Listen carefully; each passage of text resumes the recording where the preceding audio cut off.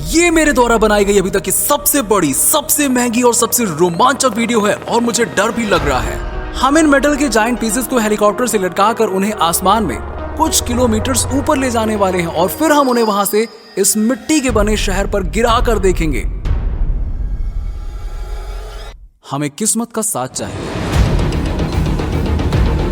हम तैयार हैं।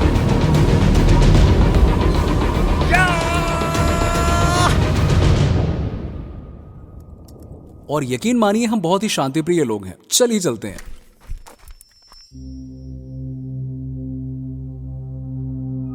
उन्नीस 1950 के अंत में अमेरिका के सामने एक दुविधा आकर खड़ी हो गई थी। 4 अक्टूबर 1957 को रशिया ने दुनिया की पहली आर्टिफिशियल सैटेलाइट स्पुतनिक फर्स्ट को स्पेस में सक्सेसफुली लॉन्च कर दिया था। पर इससे भी बड़ी बात यह है कि इस लॉन्च से 1 महीने पहले रशिया ने इंटरकॉन्टिनेंटल बैलिस्टिक मिसाइल की भी सक्सेसफुली टेस्टिंग पूरी कर ली थी। ICBM एक न्यूक्लियर बॉम्ब को रशिया से यूएस की ईस्ट कोस्ट तक सिर्फ 30 मिनट में पहुंचा सकती थी। इस खतरे को ध्यान में रखते हुए बोइंग के एक रिसर्चर जेरी पर्नेल ने एक स्पेस वेपन बनाने का सुझाव दिया जो पृथ्वी पर किसी भी जगह सिर्फ 15 मिनट में तबाही मचा सकता था। ये जमीन के अंदर 30 मीटर गहरी चीजों को भी तबाह कर सकता था, जैसे साइलॉस जैसी जगह जहां रशिया अपने न्यूक्स रखता था। इतना ही नहीं, थ्योरेटिकली ये ICBM को भी रास्ते में ही उड़ा सकता था।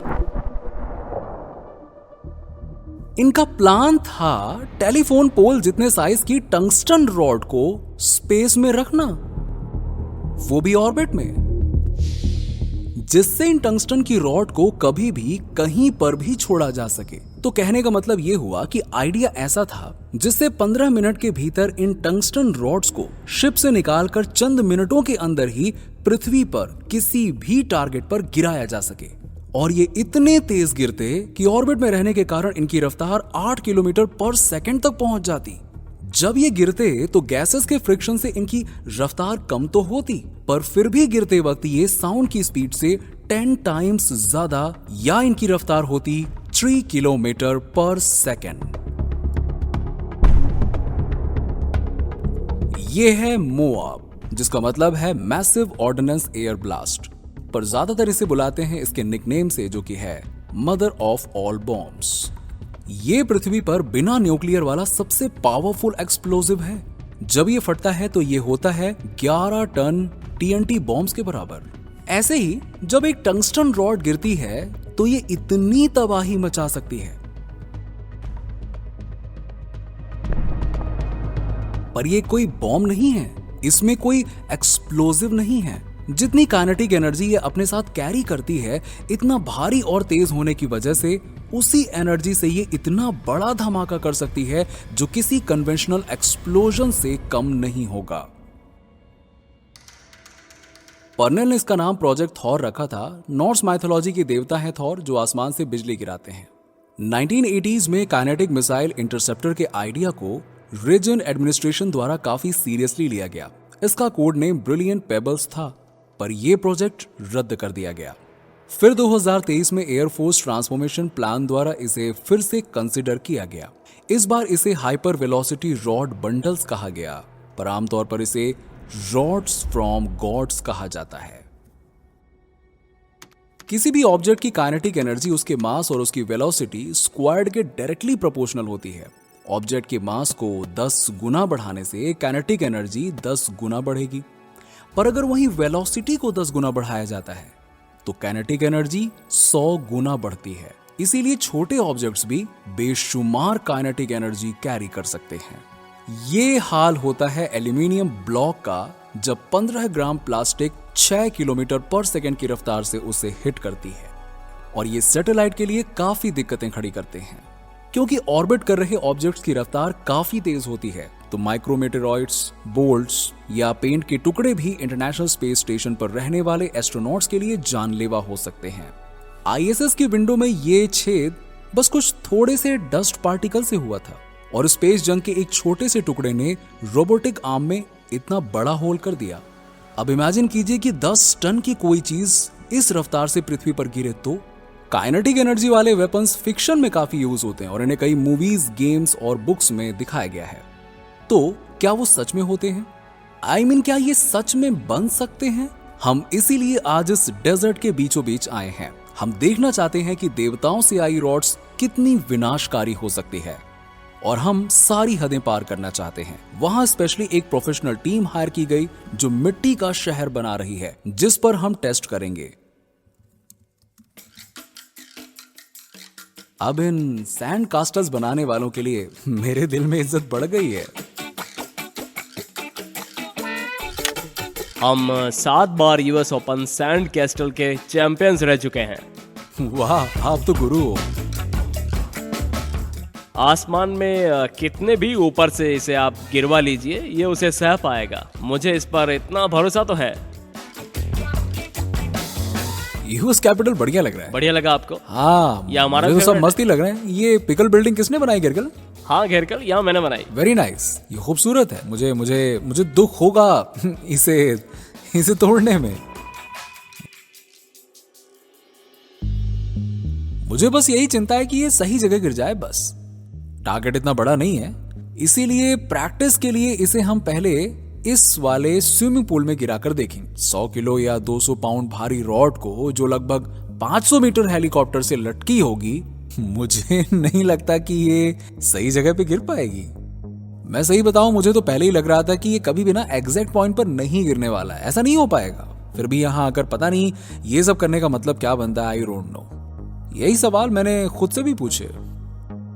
तो हम इसे जीपीएस की मदद से अंजाम देने वाले हैं। हम सही टारगेट लगाने के लिए जीपीएस टेक्नोलॉजी का यूज करने वाले हैं। एक जीपीएस मार्क यहाँ लगाएंगे पूल के सेंटर में, और हेलीकॉप्टर में भी एक जीपीएस लगा हुआ है। तो एक तरीके से दोनों जब एक ही पॉइंट पे होंगे तब हम रॉड्स को छोड़ेंगे। अगर हम इस पूल को 500 मीटर ऊपर से हिट करने में कामयाब रहे तब हम सही जा रहे होंगे।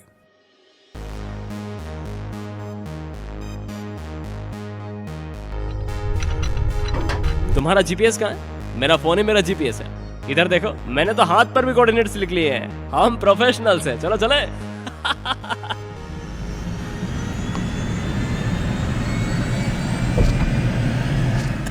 First try.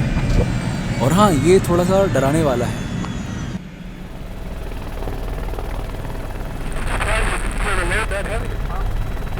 मुझे नहीं लगा था ये इतना भारी वजन उठा पाएगा। अभी हम आधे रास्ते में हैं। 500 मीटर जाने के लिए 700 फीट और बचे। Got another 700 feet to be at 1500. Okay. ये वहां ऊपर चक्कर क्यों लगाने लग रहे हैं? क्या 500 मीटर ऊपर तक पहुंच गए? काफी ऊंचा लग रहा है। आप कितने ऊपर हैं? अभी 500 मीटर। 500 meters. वो मुझे 1500 फीट ऊपर लग रहा है। मुझे ज्यादा ही लग रहा है। ये 500 मीटर है। ये बहुत ऊपर है, समझे? हम पहुंच चुके हैं और हमें यहीं गिराना है।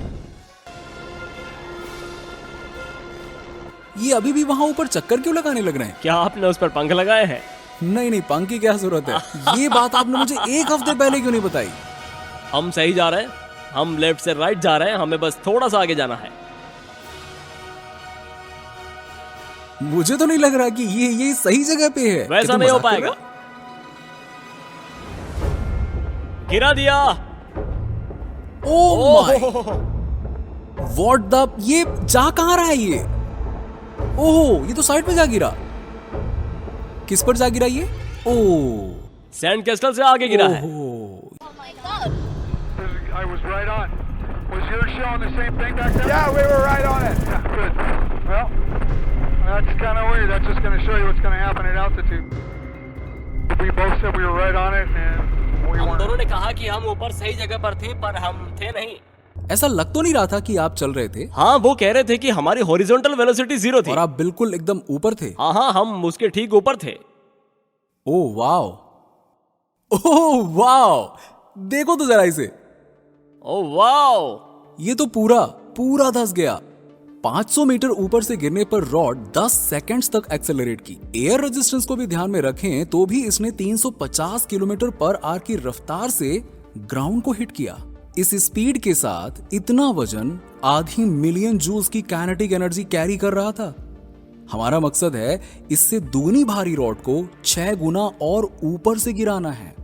तभी जाकर इससे निकली एनर्जी का इंपैक्ट 1 किलो टीएनटी बॉम्ब के बराबर पहुंच पाएगा। काइनेटिक कोलिजन्स तहलका मचाते हैं। अगर आप मून के क्रेटर्स को गौर से देखें तो आप नोटिस करेंगे कि वो सारे लगभग सर्कल शेप में हैं। आपने कभी ना कभी जरूर सोचा होगा कि सर्कल ऐसा ही क्यों है। अगर आप समय को थोड़ा पीछे ले जाएं, जब मून्स पर एस्ट्रॉइड्स की बॉम्बार्डिंग हो रही थी तो उस समय मून पर एस्ट्रॉइड्स हर जगह से गिर रहे थे। तो क्या क्रेटर ऐसी ऑब्लॉन्ग जैसी शेप में नहीं होने चाहिए थे? इस तरफ से एस्ट्रॉइड, उस तरफ से। होता यह है कि जब एस्ट्रॉइड इतनी तेज स्पीड से मून की सरफेस को हिट करते हैं तो ये नहीं होता है कि वो सरफेस को धकेलते हैं और उससे क्रेटर बनता है। नहीं, वो इतनी तेजी से आते हैं कि जब वो सरफेस को हिट करते हैं तो काइनेटिक एनर्जी से एक्सप्लोजन होता है। इससे धरती गर्म हो जाती है, सॉलिड, गैसेस और लिक्विड बनने लगता है। एक धमाके के साथ चीजें बाहर फेंक दी जाती हैं और ये धमाका सिमेट्रिक होता है। इसीलिए किस एंगल से एस्ट्रॉइड आ रहा है ये मायने नहीं रखता, इसका इंपैक्ट रेडियली ही स्प्रेड होता है क्योंकि ये एक एक्सप्लोजिव है। काइनेटिक एनर्जी धमाके कर सकती है, ये हम साइंस गीक्स के लिए भी काफी सरप्राइजिंग है।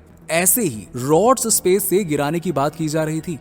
जब ये टारगेट से हिट करती तो ये अभी तक का सबसे धमाकेदार कन्वेंशनल एक्सप्लोजन होता, और क्योंकि ये इतना तेज होगा ये जमीन के 30 मीटर अंदर तक बंकर्स और सिलोस को आराम से नष्ट कर देता। क्योंकि ये एक्सप्लोजन भी बिल्कुल सटीक होते, ये सर्जिकल स्ट्राइक के लिए परफेक्ट वेपन बन जाते।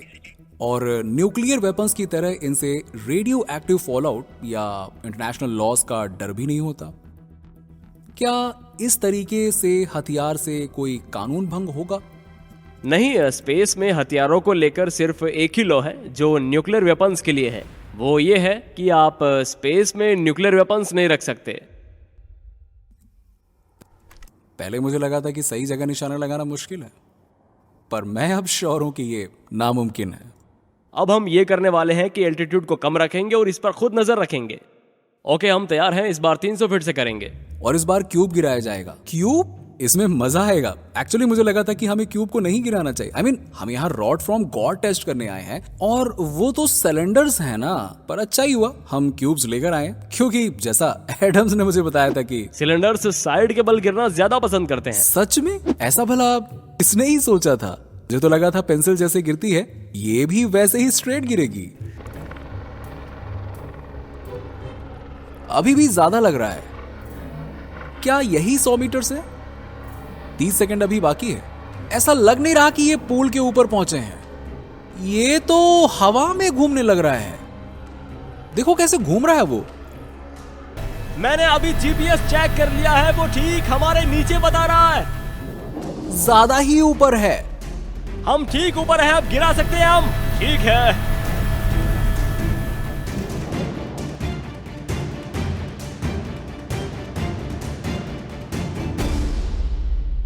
Okay, nice. ये ज्यादा दूर नहीं था। 60 फीट दूर जाकर गिरा है। ओह वाह, क्या नीचे से लग रहा था कि हम ठीक ऊपर हैं?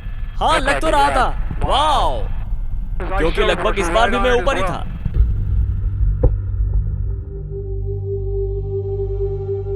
ओके, 100 मीटर से हमें कुछ ऐसा मिला है। ठीक है, चलता है। हाँ, तो अब इस बार हम इस मास को गिराने वाले हैं। ये 200 किलोग्राम का है। क्या लग रहा है आपको?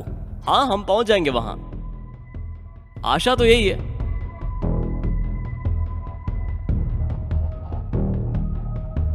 अब सत्य की घड़ी आ गई। हम अभी 2 बार मिस कर चुके हैं, तो इसीलिए इस बार 50 मीटर ऊपर से ट्राई करेंगे। ना नीचे आकर बहुत निराश हूं, बस हिट हो जाए कितनी भी ऊपर से हो।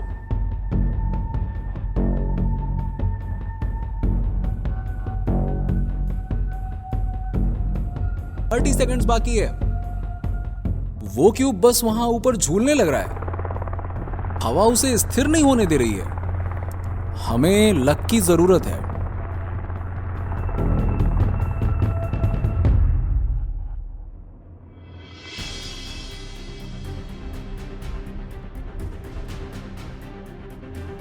सही जा रहा है, सही जा रहा है। मेरी नजर इसी पर है।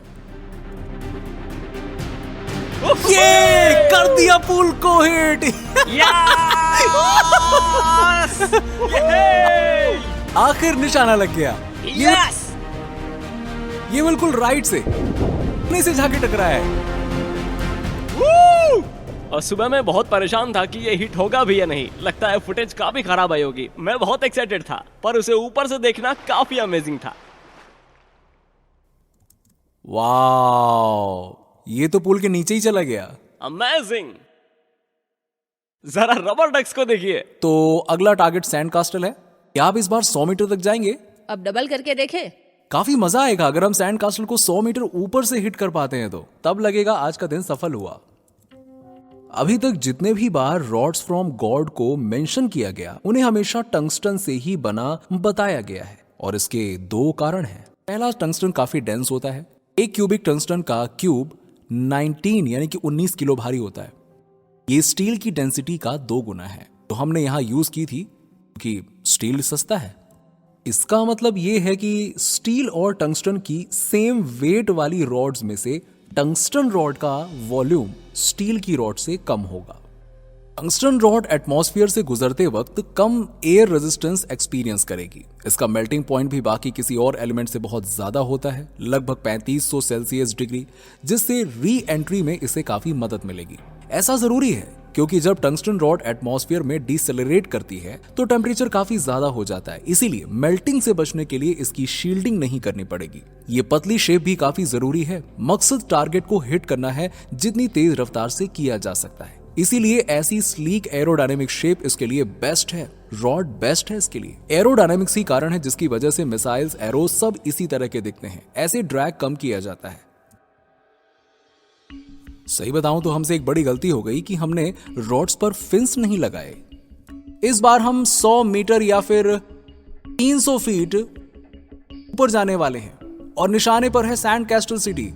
इस बार इसी का सत्यानाश होगा। इसे अभी।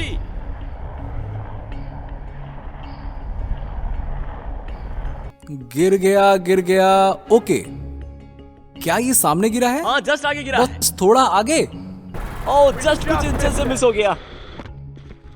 हम पास थे, बहुत पास थे।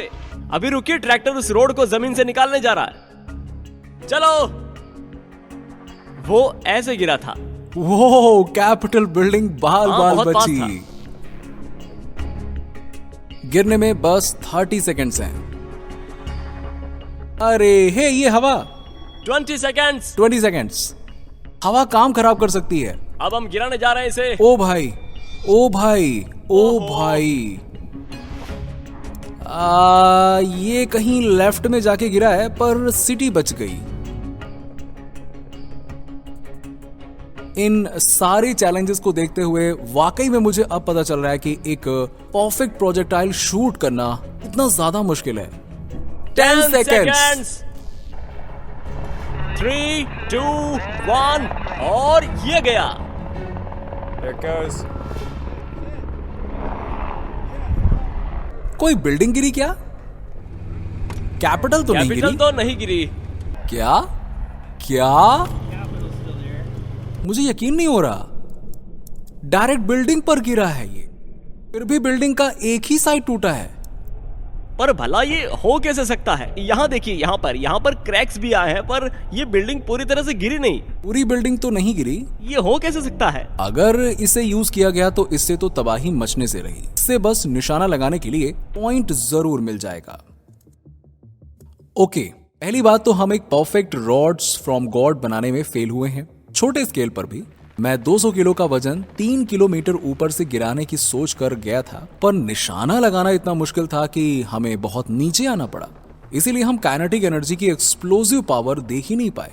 जब हमने आखिरी बार 500 मीटर ऊपर से गिराया तो मुझे डर था कि कहीं ये सही जगह गिरेगा या नहीं, या किसी और के ऊपर न गिर पड़े। Oh my God! देखिए जरा, देखिए।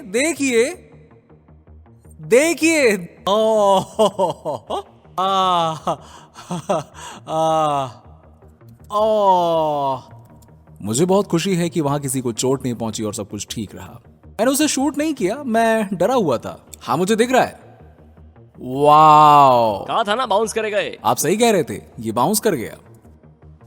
पर जितना पैसा और वक्त हमने इस पे लगाया है, मैं इसे अपना अभी तक का सबसे बड़ा फेलियर मानूंगा, जिससे हमें असली रॉड्स फ्रॉम गॉड के बारे में भी कुछ इंटरेस्टिंग पता चलता है। सिर्फ निशाना लगाने से शुरू करते हैं। थियोरेटिकली रॉड की डायरेक्शन कंट्रोल करना इजी है, आप थ्रस्टर, फिन्स या सेंटर ऑफ मास का यूज कर सकते हैं, पर प्रैक्टिकली एक हाइपरसोनिक मूविंग ऑब्जेक्ट की डायरेक्शन कंट्रोल करना काफी मुश्किल है। इसी के साथ रॉड के साथ कम्युनिकेशन करना भी स्पेस या ग्राउंड स्टेशन से लगभग नामुमकिन है, क्योंकि इस स्पीड पर वो चारों तरफ से प्लाज्मा से घिरी होगी। इसके अलावा और भी कई दिक्कतें हैं।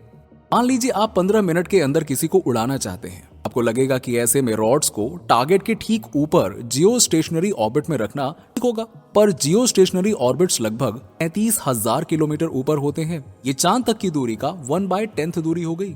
इसीलिए यहाँ से अर्थ पर किसी टारगेट पर पहुंचने में रॉड्स को 1 घंटा लग जाएगा। और अगर आप इसे और नीचे लोअर अर्थ ऑर्बिट में अर्थ के ज्यादा पास ऐसे 350 किलोमीटर ऊपर रखते हैं, तो वो ग्राउंड के रिलेटिव अर्थ को चक्कर करेगी। पूरे अर्थ का चक्कर 90 मिनट में हो जाएगा। तो स्ट्राइक ऑर्डर देने और उसके एक्चुअल टारगेट को हिट करने में 1 से 1.5 घंटे से ज्यादा ही लगेगा। आपको ऐसा लग सकता है अगर आप ऐसे 10 रख लें एक ही ऑर्बिट में तो बस 30 मिनट लगेंगे, पर जरा इसका भी ध्यान रखिए, अर्थ रोटेट भी करती है तो ऑर्बिट ड्रैग होते हैं। तो आपको लगभग 100 ऐसी सैटेलाइट रखनी पड़ेंगी जिससे हमेशा वो टारगेट पर जल्दी पहुंच सकें। मान लीजिए आप 100 रॉड्स को स्पेस में रखना चाहते हैं, तो इतनी रॉड को लॉन्च करने का खर्च बिलियंस में आएगा और समय के साथ थ्रस्टर्स खराब होने लगेंगे और इसीलिए उनकी मेंटेनेंस भी करनी पड़ेगी, जिससे और ज्यादा खर्चा बढ़ेगा। पर क्या हो अगर आप इसका यूज आने वाली मिसाइल से बचने के लिए करना चाहते हैं? तो ऐसे में आपको 10 टन की रॉड की जरूरत नहीं पड़ेगी, छोटी रॉड से भी काम हो जाएगा। पर फिर भी ये काम बहुत ट्रिकी है। एक आईसीबीएम को बेकार करने के लिए उसे बूस्ट फेज में उड़ाना पड़ता है। देखिए, मॉडर्न आईसीबीएम बूस्ट फेज के बाद कई छोटी मिसाइल्स में स्प्लिट हो जाती हैं, जिसमें से कुछ का तो काम ही एंटी आईसीबीएम मिसाइल्स को ही डिस्ट्रॉय करना होता है। नॉर्थ कोरिया के आईसीबीएम मिसाइल्स को रोकने के लिए अमेरिका को लगभग 400 रॉड्स स्पेस में 8 ऑर्बिट में रखने पड़ेगी, सही समय पर आईसीबीएम को डिस्ट्रॉय करने के लिए। एक ग्लोबल डिफेंस सिस्टम में इससे बस कुछ गुना ज्यादा ही पैसे लगेंगे और कैलकुलेशन करने से पता चलता है कि ऐसे सिस्टम बनाने में लगभग $300 बिलियन लगेंगे, जो यूएस मिलिट्री का एनुअल बजट का आधा है। और ये भी काम नहीं करेगा क्योंकि दुश्मन देश एक से ज्यादा मिसाइल्स का यूज कर डिफेंस से बच सकता है। रॉड एक मिसाइल को तो डिस्ट्रॉय कर देगी, पर बाकी बच जाएंगी, और क्योंकि उस एरिया में एक ही मिसाइल होगी, इसीलिए रॉड्स फ्रॉम गॉड को रियलिटी में एग्जीक्यूट करने का कोई मतलब ही नहीं बनता। बोइंग में काम करने के बाद जेरी पर्नेल, जो इस आइडिया के साथ आए थे, वो एक साइंस फिक्शन राइटर बन गए और उनकी 1985 की New York best selling book football में एलियन स्पीशीज काइनेटिक वेपन्स का यूज करके पृथ्वी पर हमला करने की कोशिश करते हैं। और देखा जाए तो ये अच्छा ही है कि ये वेपन सिर्फ साइंस फिक्शन में ही असलियत बन सकता है।